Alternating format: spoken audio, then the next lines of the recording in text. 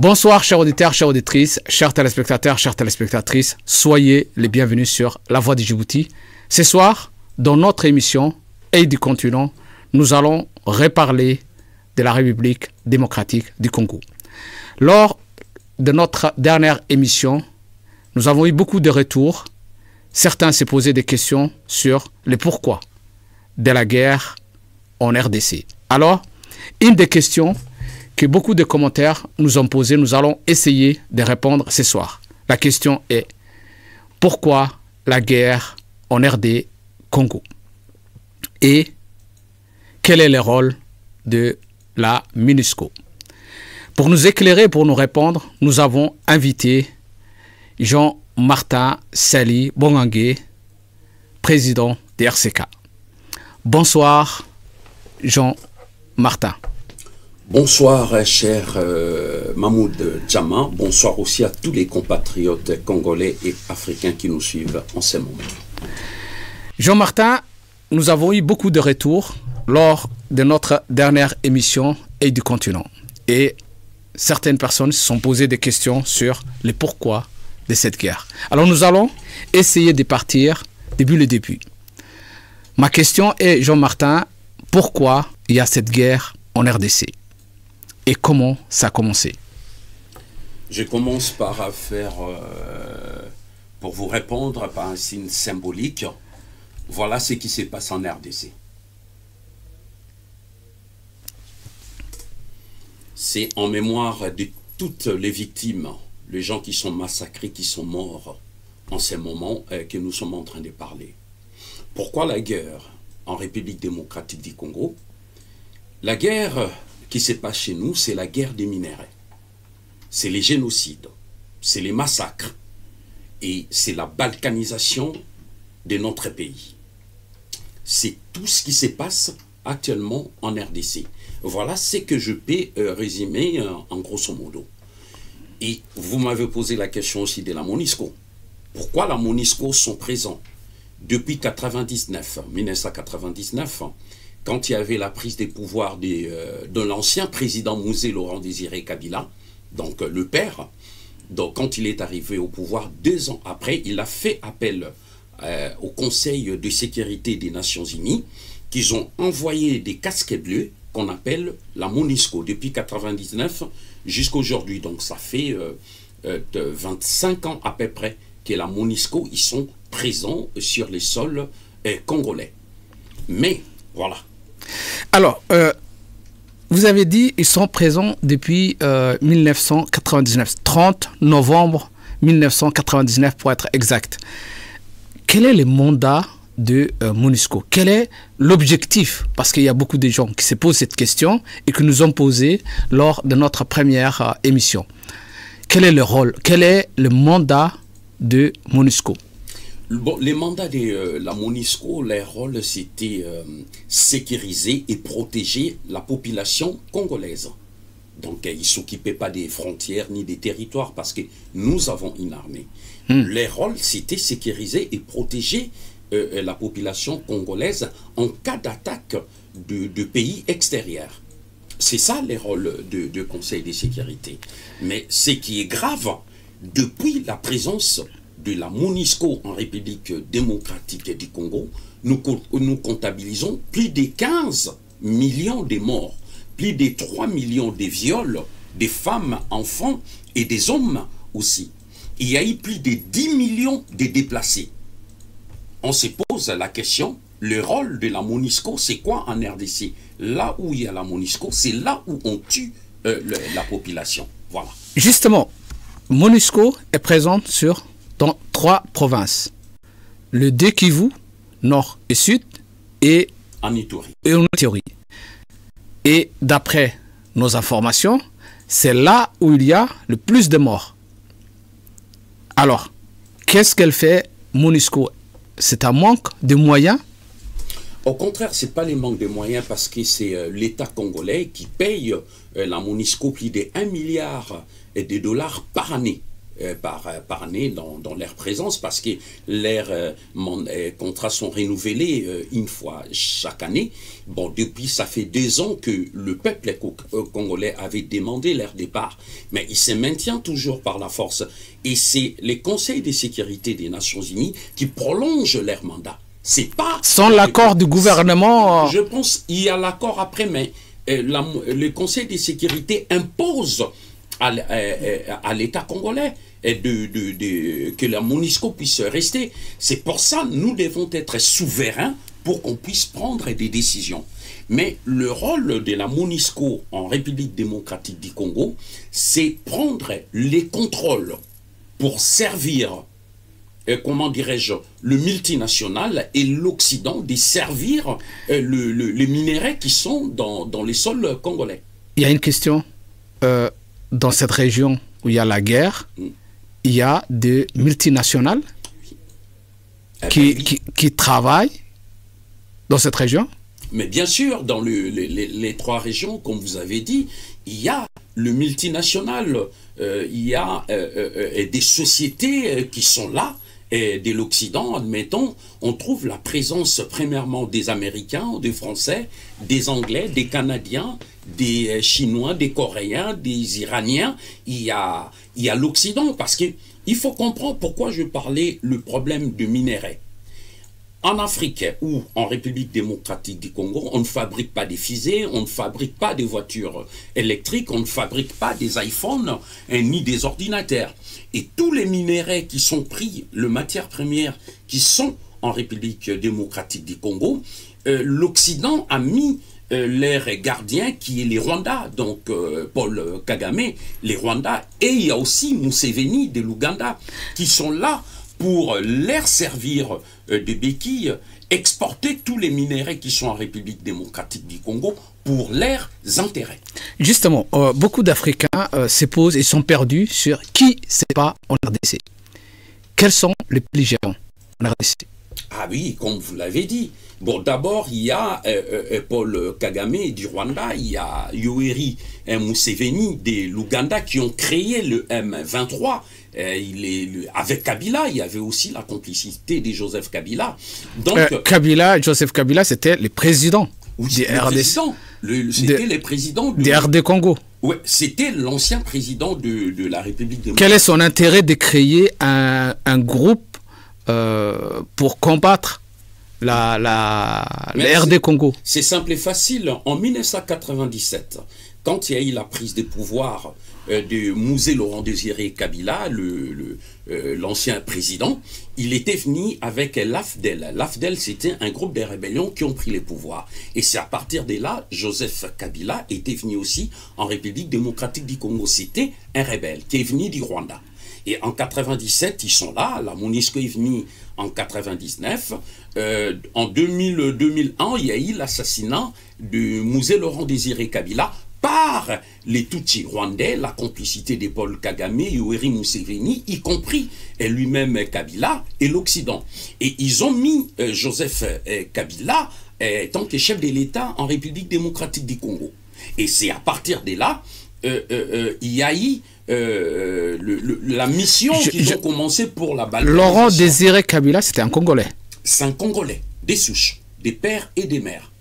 Et maintenant, avec Joseph Kabila, quand il a eu les pouvoirs, tant que Tutsi rwandais, qui travaillait en collaboration avec Paul Kagame et Yoweri Museveni, c'est là ils ont créé le mouvement M23. Avant, ce n'était pas le mouvement M23, il y avait d'autres noms, il y avait d'autres rébellions. Il y a des Tutsis au Congo. Oui. Il y a une population Tutsi qui vit et qui sont congolais. Qui ne sont pas congolais. Les Tutsis rwandais qui ont quitté les Rwandais, ils sont venus à partir de 1994, quand il y avait le premier génocide au Rwanda. Ils ont fui la guerre, ils sont venus en RDC, et à partir de là, ils se sont installés, on les appelle des Congolais, mais c'est des Tutsis rwandais, les Banyamulenge. D'après l'historique que j'ai regardé, il y avait les Hutus qui ont essayé la guerre au Rwanda. Ça a commencé par là. Les Hutus ont massacré le Tutsi. Lorsque Paul Kagame est arrivé au pouvoir, les Tutsis, normalement, sont ceux qui ont fait le génocide, les génocidaires, sont enfuis en RDC et ont commencé, d'après certaines informations, à massacrer encore des Tutsis qui vivaient en RDC. Est-ce que ce récit est-il exact ou faux? Moi, je peux dire, tous ces mascarades, ça ne compte pas trop. Ce qui est important, c'est les minéraux de la République démocratique du Congo. C'est une guerre qui s'est préparée par l'Occident. J'ai cité les Américains, les Français, les Anglais, parce qu'ils se sont dit comment on va faire pour s'accaparer de minéraux de la République démocratique du Congo.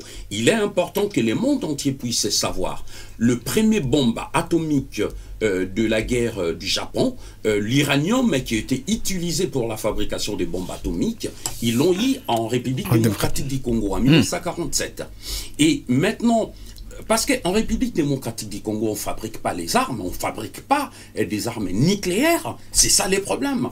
Mais tout le minerai qu'on prend, qu'on extrait en République démocratique du Congo, c'est l'Occident qui a besoin de ça pour fabriquer je comprends. Je comprends votre ressenti sur l'Occident, mais il y a la question de M23.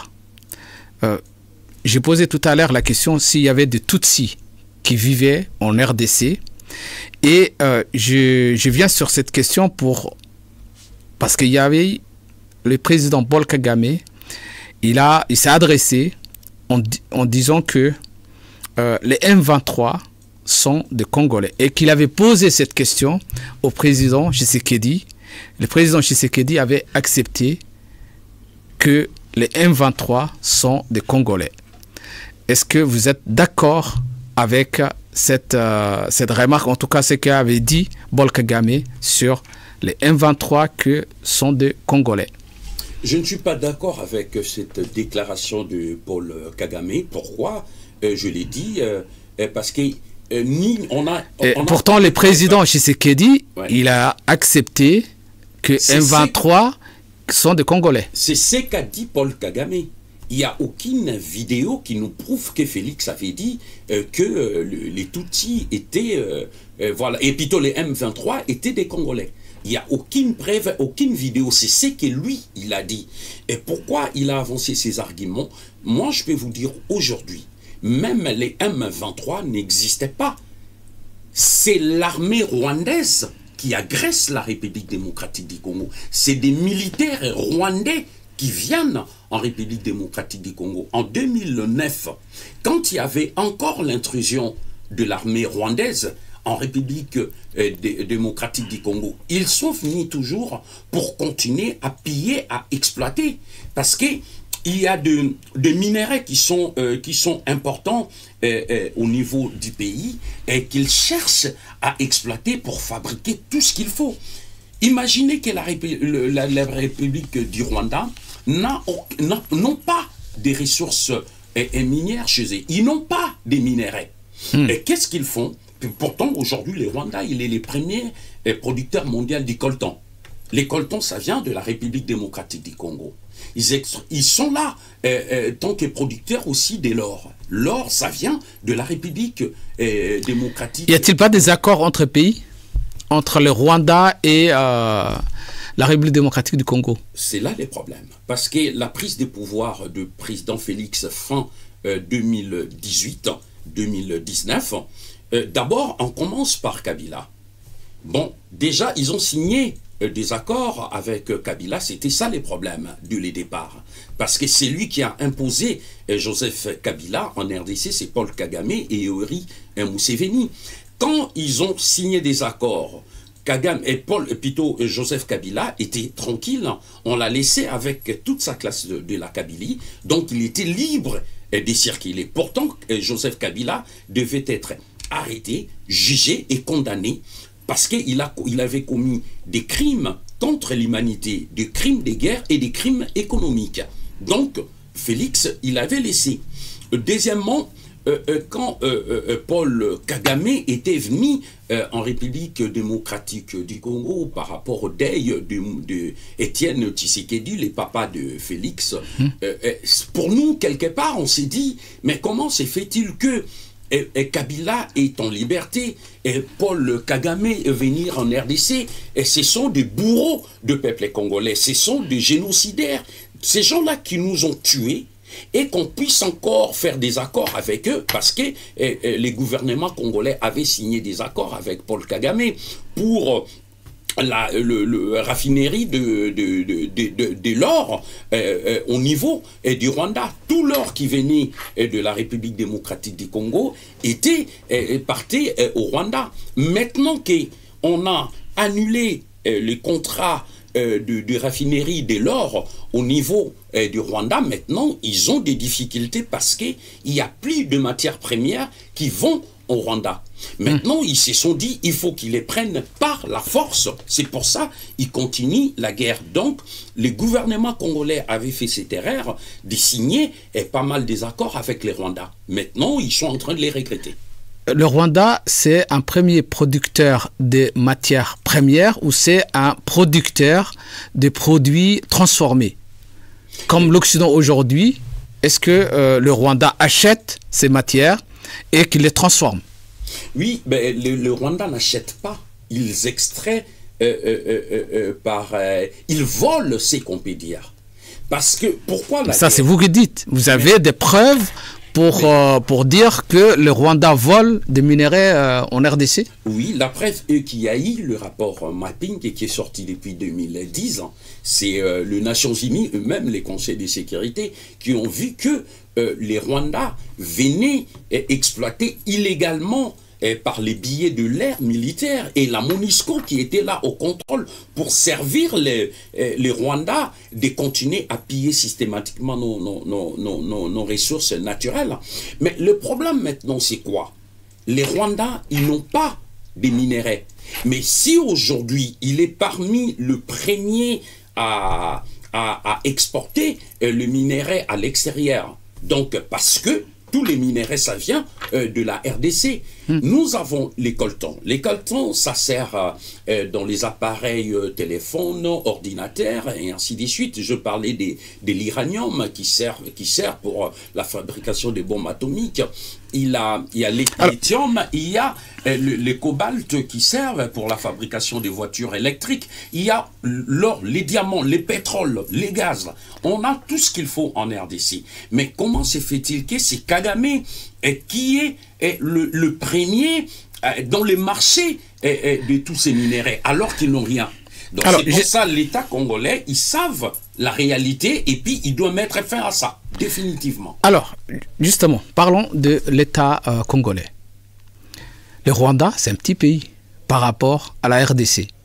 Au niveau population, au niveau ressources minérales ou ressources financières, comment se fait-il que l'armée congolaise n'arrive pas à combattre, que ce soit les M23 ou l'armée rwandaise?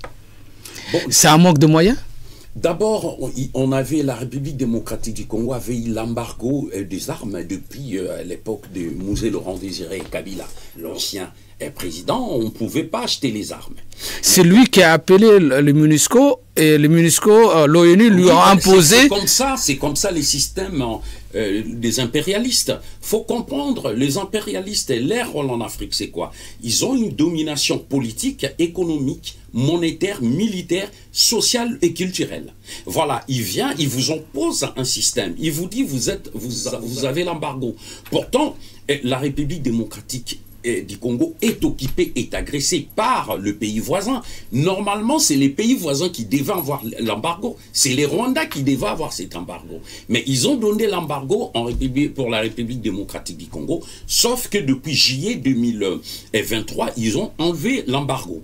Le Conseil de sécurité des Nations Unies. Mais maintenant, nous, c'est qu'on demande au chef de l'État, au gouvernement congolais, d'avoir des armes sophistiquées pour riposter comment dirais-je, les attaques du Rwanda, du M23. C'est un petit pays qui a moins de 12 millions d'habitants. Imaginez, en République démocratique du Congo, nous avons plus de 10 millions et plus de 100 millions d'habitants. Et comment on ne parvient pas à combattre ces systèmes? Parce que, premièrement, dans nos institutions, il y a des infiltrés. Dans l'armée, il y a les infiltrés aussi, et dans la police nationale. Nous, les RCK, nous avons demandé au président de la République de changer la classe politique, c'est-à-dire des élites qui viendront, qui vont occuper des postes régaliens, que ce soit réellement des Congolais. Parce que le premier chef d'état-major de Kabila, c'était James Kabarebe, c'est un tout-petit Rwandais. Actuellement, il est le ministre de la Défense au Rwanda, mais c'était les chefs d'état-major en République démocratique du Congo.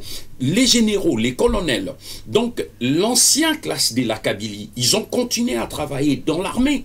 Et comment on peut avancer dans la guerre si c'est les tout-petits Rwandais qui sont dans l'armée au pouvoir?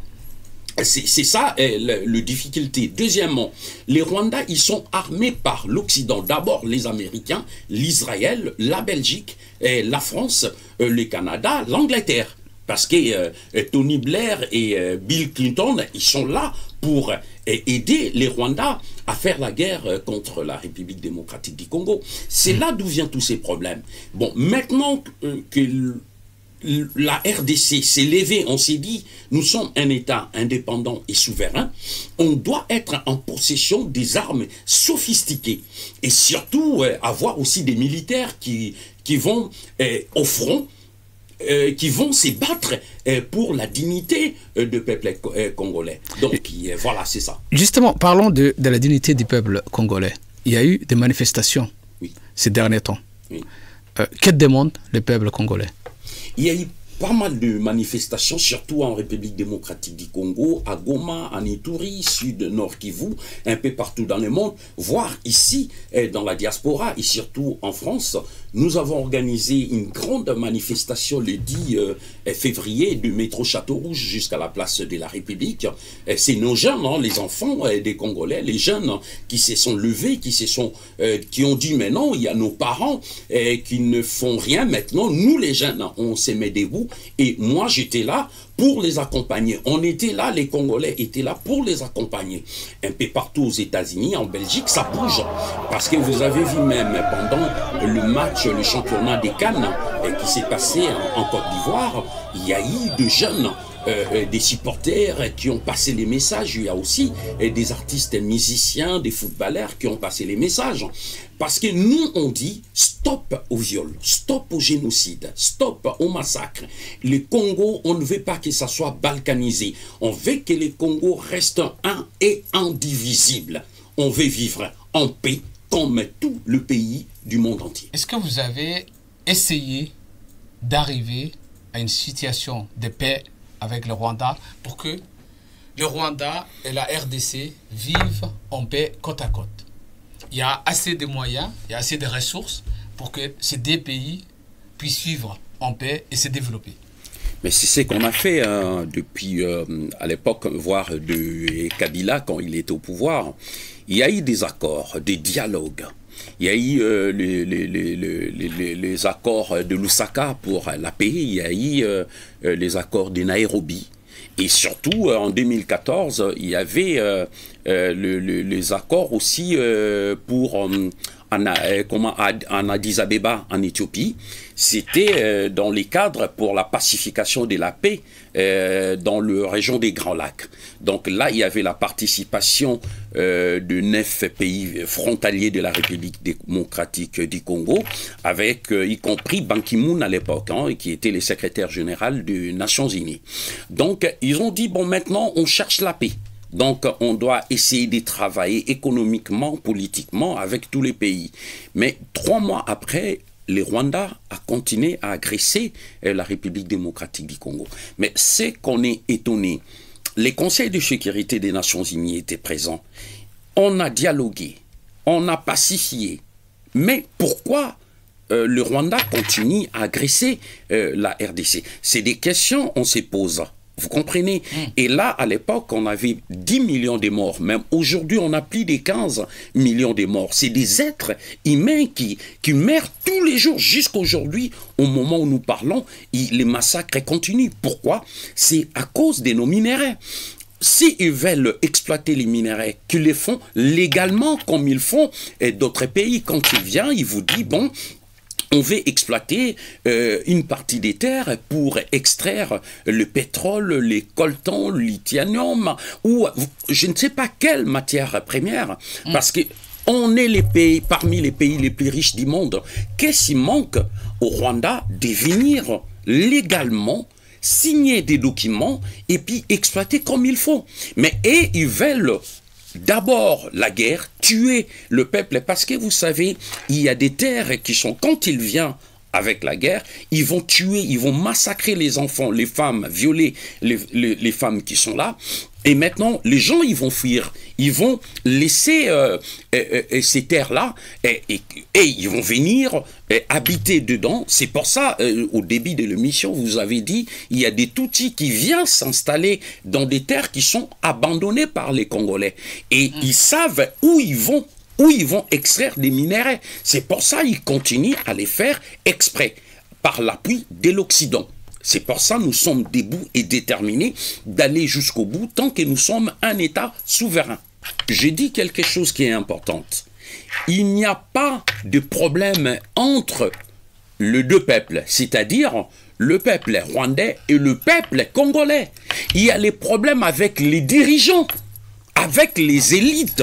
Il faut comprendre ça. Je le dis bien, entre le peuple, il n'y a pas de problème. C'est entre les élites. C'est Paul Kagame qui est là. Il va pousser pour commettre tous ces crimes. Nous arrivons presque à la fin de notre émission ce soir. Quel est le message aujourd'hui que vous voulez passer au peuple congolais, au peuple africain et pour le reste du monde? Je dirais ceci au peuple congolais et au reste du monde. On dit ceci, hein, qui veut la paix prépare la guerre. Maintenant, le Congo est agressé. Le Congo est occupé par le Rwanda, par l'armée rwandaise qui est actuellement en République démocratique du Congo. Moi, je demande au chef de l'État, le président Félix, il doit prendre ses dispositions tant que garant de la nation, de déclarer la guerre contre les Rwandais. Les agresseurs, ils sont dedans. Il ne faut pas laisser tous ces agresseurs continuer à massacrer la population congolaise, tuer le peuple qui sont à l'intérieur du pays. Et ce qu'ils cherchent à balkaniser notre pays, c'est surtout pour continuer à piller nos ressources naturelles et minières. Je demande à tous les Congolais, à tous les Africains, tant que panafricanistes, je demande de nous soutenir, d'être ensemble avec nous, parce qu'on ne peut pas continuer ainsi. On veut vivre en paix, mais quand il y a des manifestations, soyez avec nous. Mais on demande au gouvernement congolais de fermer les frontières avec les pays agresseurs, le Rwanda. Et surtout, les corps diplomates qui sont en République démocratique du Congo, ils doivent rentrer chez eux. Que ce soit les États-Unis, la France, la Belgique, l'Angleterre, et puis il y a d'autres, et surtout les Rwandais, ils ne doivent pas être sur les sols congolais. Continuons à se battre pour que notre pays soit toujours un État indépendant et souverain. Merci Jean-Martin. À tous nos téléspectateurs et à nos auditeurs, nous prenons encore rendez-vous pour une autre émission, Œil du continent. L'Afrique, ça bouge, et la voix du Djibouti, ou la voix de l'Afrique, sera aux côtés de l'Afrique. Merci encore et à la prochaine. Merci à vous.